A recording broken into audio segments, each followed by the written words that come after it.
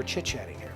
Welcome back to Bay Sunday. Her name is Barb Dehn, but she's better known as Nurse Barb, a nurse practitioner that sees patients in the Silicon Valley. She's an author, writes a daily health blog, lectures at Stanford, and often speaks about women's health issues on national news programs. She's one busy lady, but she's here today to chat with us. How are you? Hey, Frank, it's great to see you. Nice to see you, too. Well, 20 years you've been a nurse practitioner.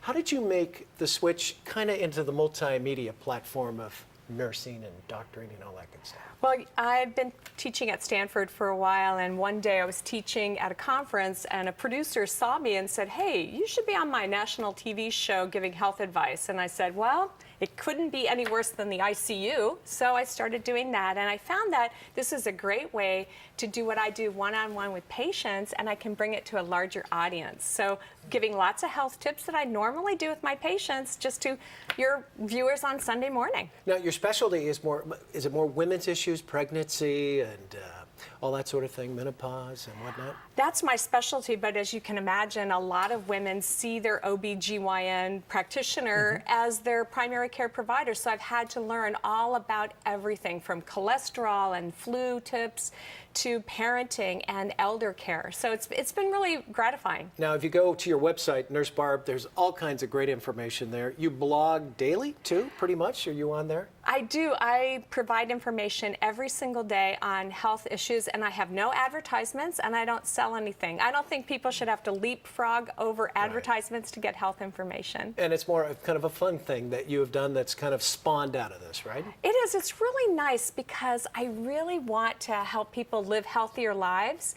and I don't want to induce any guilt about anything, so we like to validate, hey, if you're doing this, that's great. What else can you do to be healthier? Well, you got some great tips there, not only for the ladies, but one is sleeping. I'm up at 2:30 in the morning. It's hard to go to bed at night.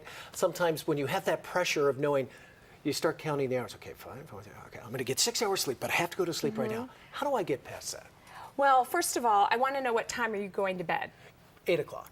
Perfect. 8:30. You're doing all the right things. And I'll tell you this, Frank, even if you don't think you're sleeping, you might be in stage 1 sleep. You might be resting, and that's just as good for your body. I call it my departure dance. I start nesting around 7:30. I get my stuff ready for the next day, and then by 8 o'clock I'm in bed. I'll watch a little TV. But you say TV is not such a good thing. It's not a very good thing right before going to bed, and no internet and no email. It really stimulates your brain. Also, bring the lights down, because that light on your retina will keep you awake for at least an hour. So keep those lights low, read a book, be calm, but also don't panic. If you're not sleeping and you're resting, your body's still very happy. I call it the hairy eyeball. You keep looking at the clock. Oh my God, it's 10. Oh my God, it's 11. And before you know it, I got to get up. Frank, I want you to turn your alarm clock around. I know, all right, I I want you to cover it up and just talk to yourself. Tell yourself a story. And I'll tell you what, counting sheep works. Exactly. Now, you brought some props here. Help us out. What do you got? Well, you know what? The flu is coming in waves over the country, but it's hit Northern California like a tsunami. And people are just getting hit by a freight train. It's fast, it's furious, and they don't know what to do. My message is, if you have not had the flu shot, it's not too late. So please get it now. Make sure you're washing your hands, doing all those good things to protect yourself. I also found a brand new product called Halo. It's a spritz for the back of your throat, and it's an antiseptic spray that catches and kills all the airborne germs that cause colds and flus. And I don't have any kind of relationship with them, but I use it myself, before I get on any plane. They say that about mouthwash. If you have good oral hygiene, you can put 6-7 years onto your life. Is that true? It's true. You know, the same active ingredient in Halo is in mouthwash and toothpaste. It's called cetylpyridinium chloride. That's a mouthful, right? There you go, yeah. And it was developed by an AIDS researcher to help people have better oral health. So washing your hands, gargling, and speaking of gargling, did you know you could gargle with warm salt water and that will help you with your symptoms for the flu? I've done that before. Okay, why do you think it works? Inflammation, maybe? I don't know. Exactly. So salt is like a magnet for inflammation. It decreases swelling. It also loosens the mucus. So gargling with warm salt water is a good first step, but then I want you to reward yourself with some honey. So honey is really soothing for those raw, scratchy throats.